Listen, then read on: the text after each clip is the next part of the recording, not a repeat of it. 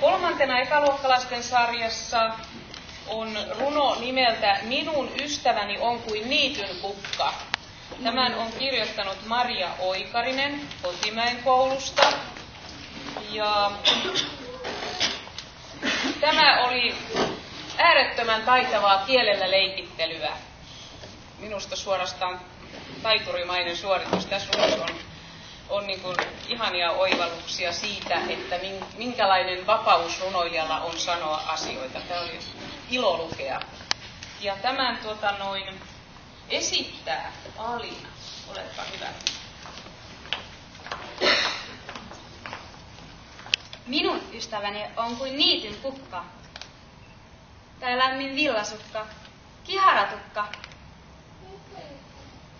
Minun ystäväni ei ole poppeli, eikä varsinkaan rokkeli, vaan syötävän hyvä munakokkeli. Minun ystäväni on joskus sururukka, mutta useimmiten iloinen kuin kevään ensikukka.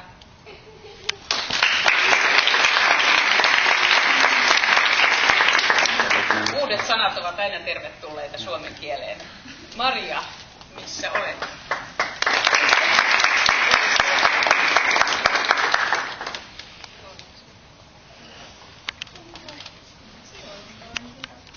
Täältä vielä.